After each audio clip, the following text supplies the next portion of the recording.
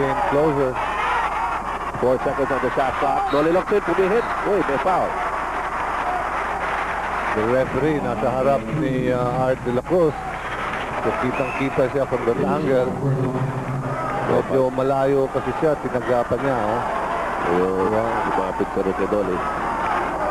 So, 4th personal foul on Art de la Cruz. And Noli Locsin is at the line for 2 shots. Pareho pong nasa penalty na ang dalawang kupunang ito. Exacto, yung unang free throw ni Noli Locsin. You look at Mayor Jingoy Estrada of San Juan. Alam naman po ninyo yan. Talagang mga Ginebra fan yan. Another Ginebra fanatic. Oo. Pero, well, mahilig talaga sa basketball. True.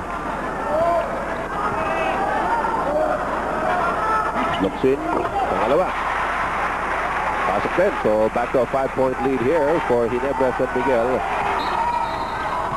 Ano nangyari? 20-second timeout.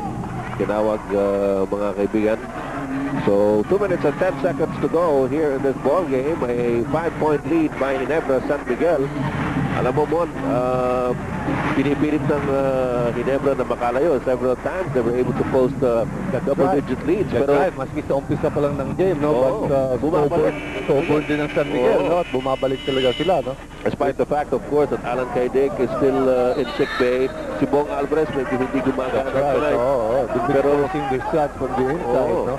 Pero ika nga, mabibilib ka rin dito si Ato Agustin, of course, is always a gunner as you look at the game reset. Pero si Guido Babilonia has also been contributing si Francis Pumares. Especially in the third quarter, no? Wala masyadong nag-score sa San Miguel except for Pido. No? Si Attorney Villaruz, yan po ang team manager ngayon ng Ginebra San Miguel. Golfer din yan. Ito ngayon, si Ato Agustin, si Francis Pumares.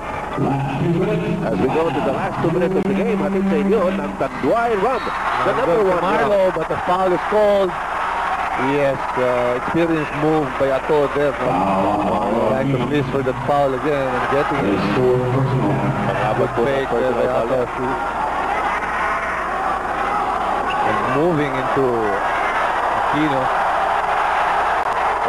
Si Joe Wesley, sabi, nakikita na kasi doon sa monitor natin yung big nine. Sabi ni Wesley, wala eh. Totoo nga naman, si Ato ang nag-cause ng contact. Okay, at alam niyo naman, pag nag-react si Coach Jaworski, sumusunod ka agad ito ng fans ng Ginebra. 1 minute and 55 seconds to go. It's a 4-point lead by Ginebra San Miguel. Both teams in the penalty. Agustin has been holding the fort for San Miguel here. Matutulog trabaho nito sa ato. Yes, halos nag-iisa lang siya ngayon, ano, sa fourth quarter, especially Bong and Bong Alvarez and Franz Pumares are still quiet. Ito ngayon si Marlo Aquino sa bandang gitna, nilabas kay Bang David. 10 seconds on the shot clock and Ginebra they're up by 3. Down to 6 seconds. Jaworski gets it over to Hizon. Loud pass to Aquino. Yes. Wala. Mabuti na lang, hindi tinawagan ng foul. As Franz Pumares hits the deck, a foul is going to be called. Noli Locsin. Pangatlo ni Noli Locsin. Good break, definitely, for San Miguel. Nakita natin dito, nagkagulo, pero walang tawag eh. Ito. Nakauntog ni Noli ng na wala ang balance si Franz. O was it Ato? Si Franz. Pero ang bad news para sa Ginebra, pang-5 na ni Noli Locsin. That's right. So just a 3-point lead by Ginebra. Franz Pumares. We have a ball game. Yes. We have a ball game in our hands, Ed. As we were expecting it. Sabi nga natin sa umpisa pa lang, Mon. Basta itong San Miguel sa Ginebra ang nagharap. Talagang mainitan ito eh. Mainitan kasi hanggang sa opisina ang kansawan yan eh. Walang tigil eh. Walang tigil. Magbintis si Franz sa pangalawang free throw. By Franz.